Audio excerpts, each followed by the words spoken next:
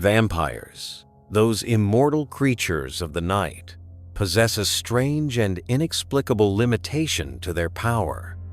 No matter how strong, fast, or influential they are, there is an invisible barrier that prevents them from crossing the threshold of a home without an invitation.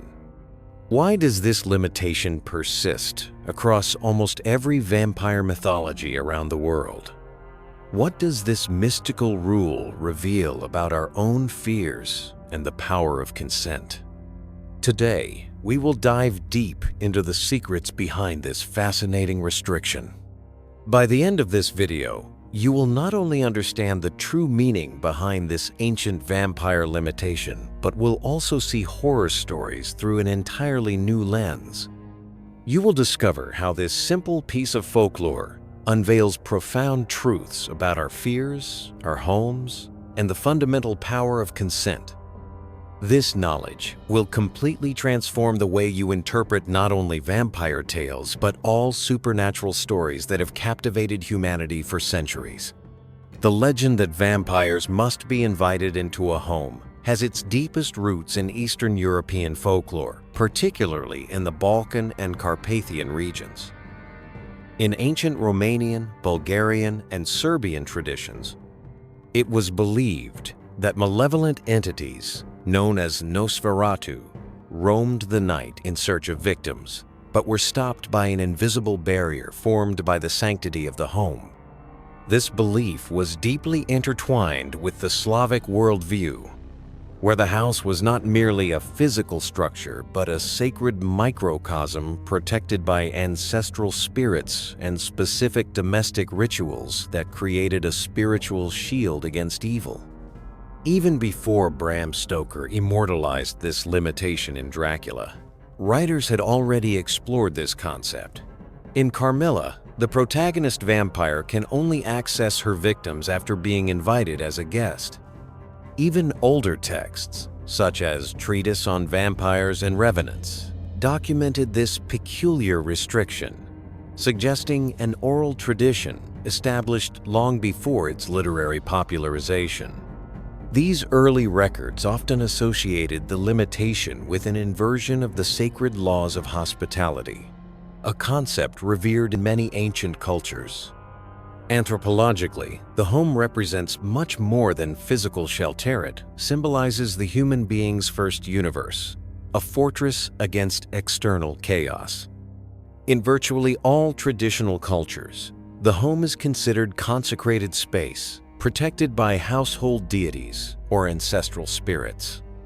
House blessing rituals, still practiced in many religious traditions today, demonstrate this universal perception of the home as a sanctified territory that naturally repels hostile supernatural forces.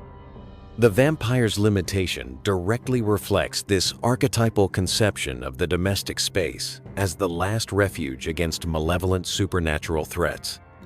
Over the centuries, this restriction evolved from rural superstition into a fundamental element of modern vampire mythology.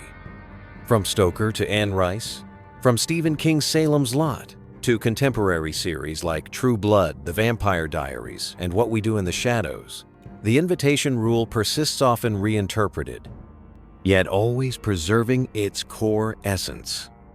Interestingly, while other vampire folklore elements, such as aversion to garlic or lack of reflections in mirrors, are often discarded in modern adaptations, the need for an invitation remains almost universal, showcasing its powerful psychological and narrative appeal in contemporary Western culture. Throughout human history, doors, thresholds, and entrances have always carried deep, sacred symbolism. In Greco-Roman cultures, the god Janustuo faced drooled over passages and transitions, looking simultaneously inward and outward to the past and the future. The Romans performed elaborate rituals at the entrances of their homes, often adorning thresholds with apotropaic symbols and offerings to protect the inner space.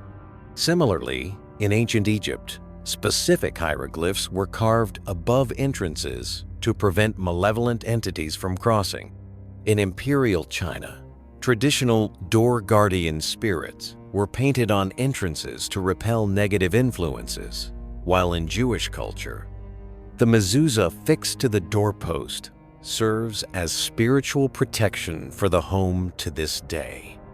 The threshold universally represents a thin line between distinct dimensions, the known and safe world of the interior versus the unknown and potentially dangerous exterior.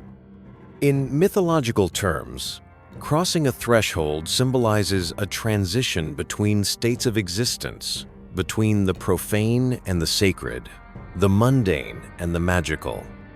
This conception appears in countless religious narratives, where temples have elaborately decorated entrances, signaling the passage into a consecrated space.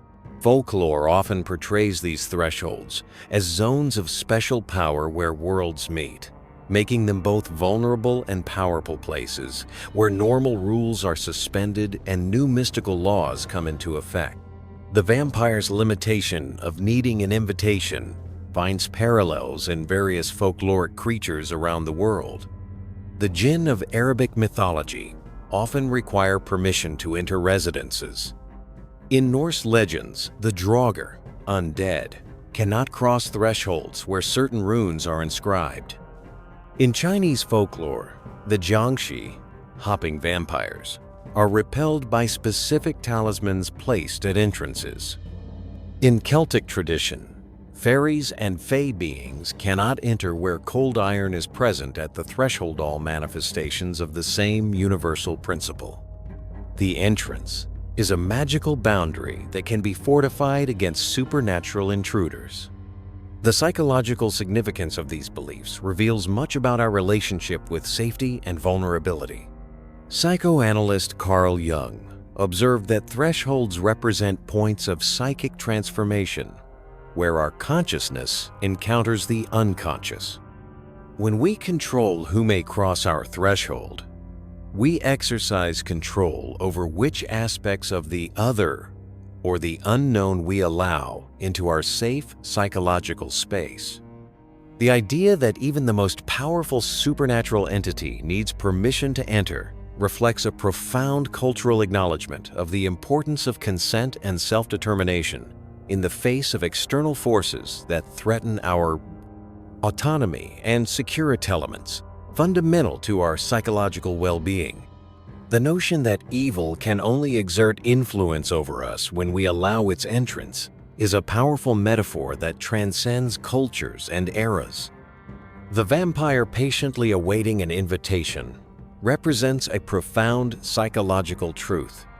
Often, it is our own choices that open the doors to destructive influences. In spiritual traditions, from Eastern European Orthodox Christianity to Siberian shamanic practices, we find this principle: repeated evil forces cannot simply invade. They must be invited through specific actions, thoughts, or words. This belief offers both a warning and a comfort, suggesting that we maintain a degree of control over our spiritual vulnerability, even in the face of the most threatening forces. The concept of explicit consent as protection against evil has fascinating parallels with human social structures.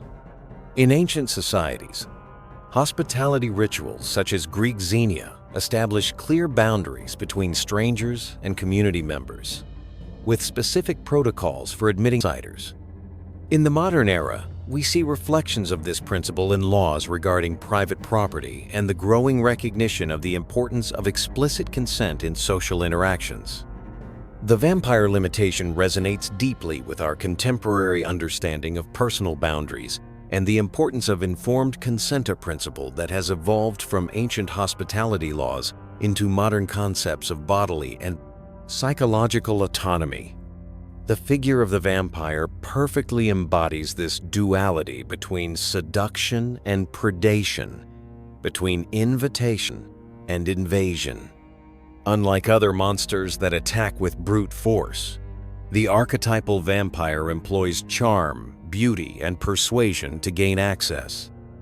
From the aristocratic Count Dracula to the glamorous teenage vampires of contemporary productions, these creatures represent seductive danger threats that do not force us but convince us to lower our defenses willingly. This dubious nature of the vampire reflects our own psychological vulnerabilities to harmful influences that present themselves in attractive forms, challenging our ability to discern between what is genuinely beneficial and what is dangerously seductive. The philosophical implications of this vampire limitation are deep and unsettling. If evil requires permission to enter, this implies a moral responsibility for our own corruption or victimization. Vampire narratives often explore this tension between predestination and free will, between being a victim and being complicit. Philosopher Jean-Paul Sartre might interpret the vampire's invitation as a manifestation of bad faith, a deliberate choice to abdicate one's freedom and responsibility. Meanwhile, Albert Camus might see in the necessity of the invitation an affirmation of existential absurdity. Even immortal and powerful creatures are limited by arbitrary rules that reflect the fundamentally contradictory nature of existence. Ultimately, the limitation of invitation places humanity in a paradoxical position, fragile enough to be overpowered, yet powerful enough to make the first and most crucial choice. The invitation rule manifests in fascinatingly diverse ways across global cultures.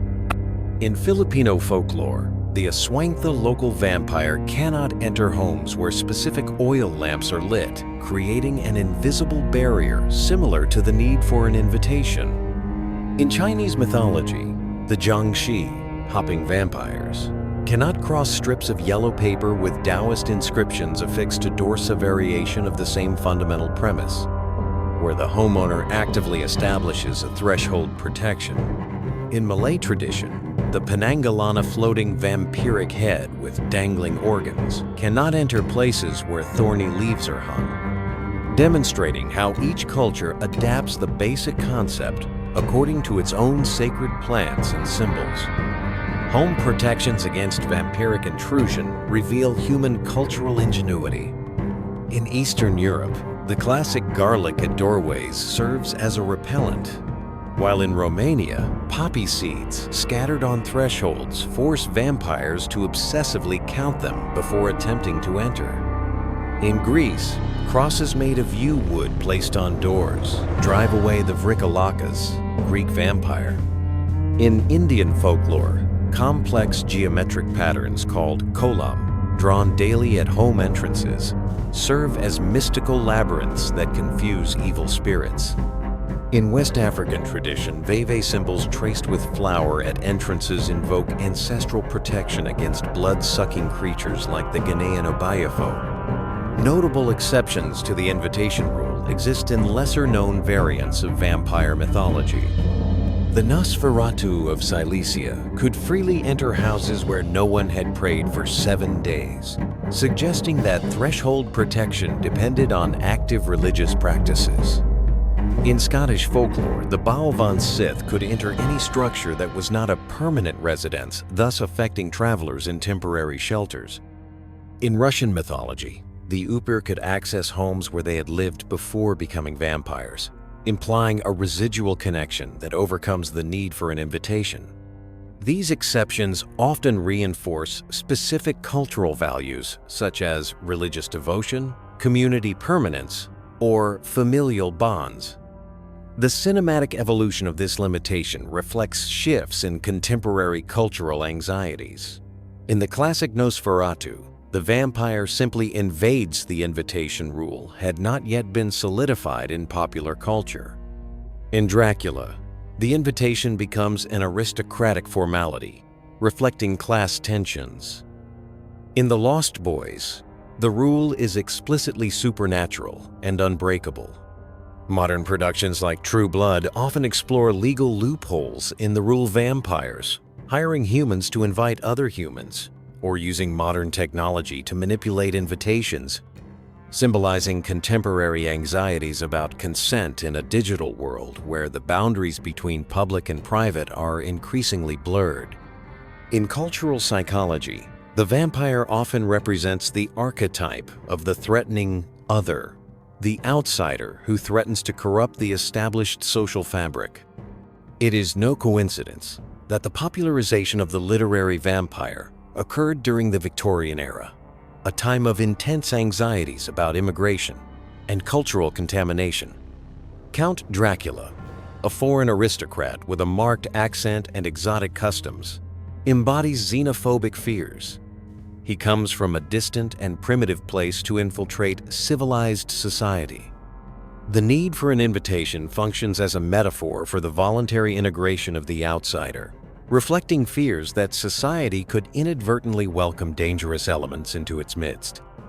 This reading remains relevant today, as debates over borders and belonging continue to resonate within contemporary social anxieties. From a Jungian perspective, vampires represent manifestations of the shadow-repressed aspects of the collective psyche that return in disturbing ways. As Jung explained, what you deny subjugates you. What you accept transforms you. A principle perfectly illustrated by the invitation rule. The vampire personifies primitive impulses, repressed desires, and ancestral fears that paradoxically only gain power over us when we consciously allow them entry into our psychic space. The vampire's immortality symbolizes how unprocessed traumas and psychological complexes persist through time, feeding on our vital energy until they are consciously confronted. The act of inviting the vampire represents the conscious recognition of these shadow elements, the first step towards psychological integration or, alternatively, domination by the shadow. Psychologically, our home functions as a material extension of our identity, a physical space that reflects and protects our psychic self. Gaston Bachelard, in The Poetics of Space, argues that the home is our first universe, fundamentally shaping our sense of existential security. When vampire stories establish that these creatures cannot simply invade our homes, they symbolically reaffirm the potential inviolability of our psychic core. Simultaneously, the possibility of inadvertently inviting the supernatural predator inside reflects our vulnerability to self-deception and psychological manipulation, representing how we are often unconscious accomplices to our own psychic destruction. This specific limitation resonates deeply with contemporary audiences because it encapsulates fundamental tensions of the modern human experience: the contradictory desire for connection and protection, the anxiety over personal boundaries in an increasingly interconnected world, and the moral responsibility for the consequences of our consent. In a digital age where we constantly invite external influences into our intimate spaces through social media, streaming, and apps, the metaphor of the vampire awaiting permission acquires a new psychological urgency. The vampire limitation perfectly captures our existential situation, being simultaneously powerful in our right to consent and vulnerable to the consequences of our choices. The persistence of this vampire limitation across centuries offers profound lessons about human nature and our relationship with vulnerability. The idea that even the most powerful supernatural entity must respect the boundaries of our home resonates with a fundamental human desire to have at least one space where we hold absolute authority. In a world where we often feel at the mercy of forces greater than ourselves, be they economic, political, or technological, vampire mythology reaffirms our primordial right to determine who or what we allow into our most intimate space. This aspect of vampire legend endures because it validates our psychological need for self-determination and control over our immediate environment, even when other aspects of life seem uncontrollable. In the digital age, this limitation finds new and surprising parallels with our contemporary anxieties. We live in a time where companies, governments, and algorithms constantly seek entry into our private digital space, often through terms of service that function as modern invitations, frequently accepted without full understanding of their implications. The image of the vampire patiently waiting at the threshold, using charm and manipulation to gain access, perfectly mirrors how invasive technologies often depend on our formal consent, even when obtained through questionable tactics. This connection between ancient folklore and current concerns about digital privacy demonstrates the ongoing power of this metaphor to articulate fundamental human anxieties.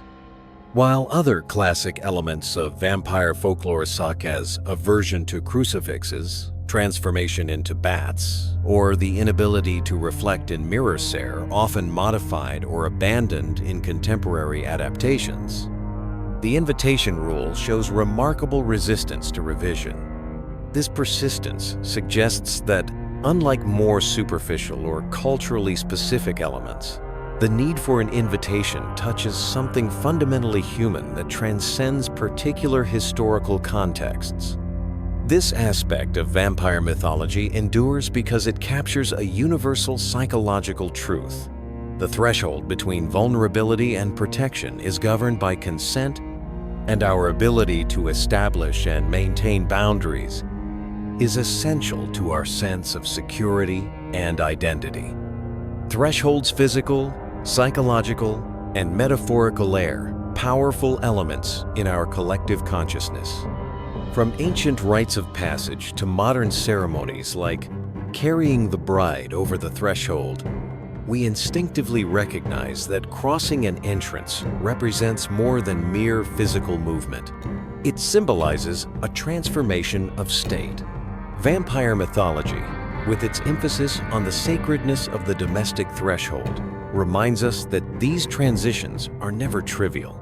In a world where physical and digital boundaries are becoming increasingly porous, the image of the vampire barred at the doorway continues to fascinate us because it articulates a timeless truth. True power does not reside in brute force, but in the fundamental right to determine who we invite into our sacred spaces and who we keep forever outside. We have reached the end of our journey through the shadows of vampire folklore. This ancient rule that vampires can only enter where they are invited goes beyond simple entertainment. It connects us to ancestral fears and fundamental truths about our vulnerability and our need to build safe sanctuaries in a world full of dangers. In our modern homes, surrounded by technology and apparent security, perhaps we have lost some of the sacredness that our ancestors attributed to the thresholds of their doors. But the persistent fascination with this vampire limitation reminds us that even now, we instinctively understand the symbolic power of boundaries and consent. When we allow something or someone to cross our threshold, whether literally or metaphorically, we are exercising an ancestral power. The decision of who or what we invite into our lives remains one of the most significant choices we make. If this video sparked your curiosity, don't forget to leave a like, share it with friends fascinated by the supernatural, and subscribe to the channel for more in-depth explorations of the myths and legends that have shaped our culture. Turn on the notification bell to receive updates on upcoming videos. And remember, the next time you watch a vampire movie or read a horror story, pay close attention to this seemingly small detail.